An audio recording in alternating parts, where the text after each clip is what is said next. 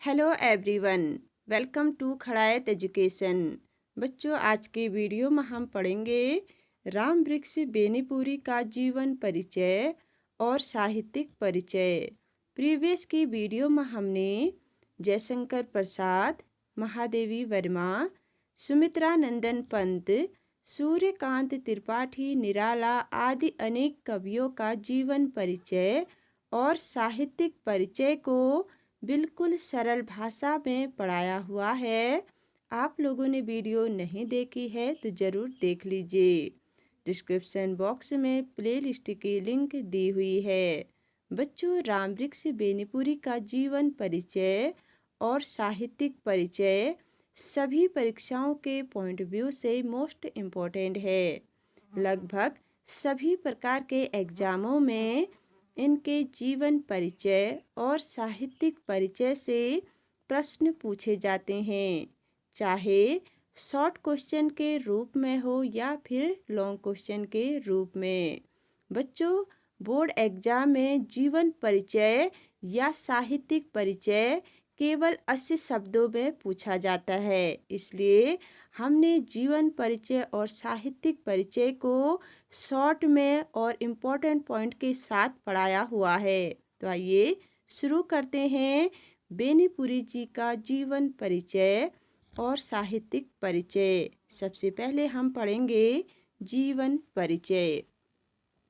राम वृक्ष बेनीपुरी का जन्म 23 दिसंबर सन 1899 1899 ईस्वी में बिहार राज्य के मुजफ्फरपुर जिले के बेनीपुर गांव में हुआ था।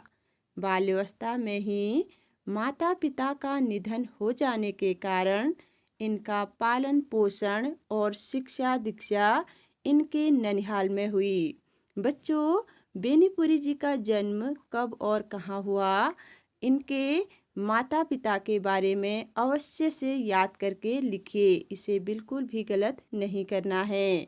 इनके माता पिता का बचपन में ही देहांत हो गया था, इसलिए इनका पालन पोषण और शिक्षा दीक्षा इनके ननिहाल में हुई। 10वीं तक की शिक्षा प्राप्त करने के बाद सन 1920 ईस्वी में गांधी जी के असहयोग आंदोलन से प्रभावित होकर पढ़ाई बीच में ही छोड़कर स्वाधीनता आंदोलन से जुड़ गए, जिसके कारण उन्हें कई बार जेल भी जाना पड़ा। छोटी उम्र से ही उन्होंने पत्र पत्रिकाओं में लिखना प्रारंभ कर दिया था। लगभग 15 वर्ष की आयु से ही ये पत्र पत्रिकाओं में लिखना प्रारंभ कर दिया था। आगे चलकर वे एक कुशल पत्रकार और साहित्यकार बने। निरंतर साहित्य लेखन करते हुए 7 सितंबर 1968 ईस्वी को देश के इस महान वीर सपूत का निधन हो गया। बच्चों, राम वृक्ष बेनीपुरी का नाम उनके गांव के नाम पर रखा गया था, क्योंकि बेनीपुरी उस गांव का नाम था जहां पर राम वृक्ष का जन्म हुआ था। बच्चों, ये तो हो गया जीवन परिचय। अब चलते हैं साहित्यिक परिचय की ओर। राम वृक्ष बेनीपुरी जी शुक्लोत्तर युग के प्रमुख कवियों में से एक माने जाते हैं। हिंदी साहित्य के क्षेत्र में इन्हें प्रसिद्ध साहित्यकार, लेखक, नाटककार और संपादक के रूप में जाना जाता है। इनकी भाषा की सरलता और सहजता को देखकर इन्हें कलम का जादूगर भी कहा जाता है। बच्चों, याद रखिए, कलम का सिपाही प्रेमचंद को कहा जाता है और कलम का जादूगर राम वृक्ष बेनीपुरी को। इन दोनों में कंफ्यूज नहीं होना है, अच्छे से याद कर लेना है। उन्होंने अनेक दैनिक, साप्ताहिक एवं मासिक पत्र पत्रिकाओं का संपादन किया, जिनमें से तरुण भारत, किसान मित्र, बालक, युवक, योगी, जनता, जनवाणी और नई धारा प्रमुख है।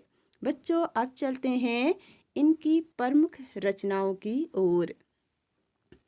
बेनीपुरी जी बहुमुखी प्रतिभा के धनी साहित्यकार थे।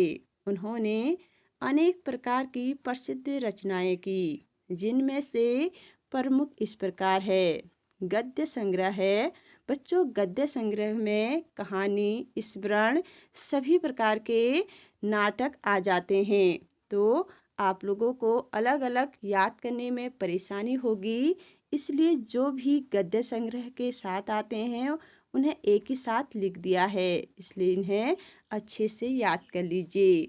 गद्य संग्रह में इनकी माटी की मूर्तें, लाल तारा, जंजीरें और दीवारें, मील के पत्थर, चिता के फूल, पतितों के देश में, पैरों में पंख बांधकर उड़ते चलूं, गेहूं और गुलाब, बंदे वाणी विनायक, मसाल आदि। बच्चों, इनमें से सबसे अधिक माटी की मूर्तें, लाल तारा, पतितों के देश में, चिता के फूल, मील के पत्थर, गेहूं और गुलाब पूछे जाते हैं। इम्पोर्टेंट तो सभी है, लेकिन ये वाली रचनाएं सबसे अधिक अभी तक पूछी गई हैं। इनके नाटक है बच्चों, अम्बपाली, सीता की माँ, रामराज्य आदि। आलोचनात्मक ग्रंथ है इनके, विद्यापति की पदावली, बिहारी सस्सै की सुबोध टीका आदि। अब है बच्चों इनकी भाषा शैली। बेनीपुरी जी की भाषा सरल, सहज एवं व्यवहारिक है। उनके द्वारा प्रयुक्त खड़ी बोली में सरलता, सुबोधता, सजीवता विद्यमान है। उनकी भाषा में भावानुकूल शब्द चयन किया गया है। आवश्यकता के अनुसार कहीं कहीं पर उन्होंने अपनी भाषा में संस्कृत के तत्सम, तद्भव, देशज, अंग्रेजी एवं उर्दू के प्रचलित शब्दों का भी प्रयोग किया है। शैली के रूप में उन्होंने आलोचनात्मक, वर्णनात्मक एवं प्रतीकात्मक शैली का प्रयोग प्रमुखता से किया गया है। तो बच्चों, कैसी लगी ये वीडियो?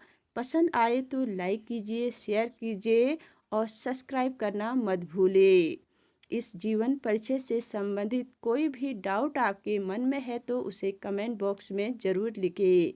साथ ही यह भी लिखिए कि इसके बाद आप किस कवि का जीवन परिचय पढ़ना चाहते हैं। तो मिलते हैं अगली वीडियो में। Thank you.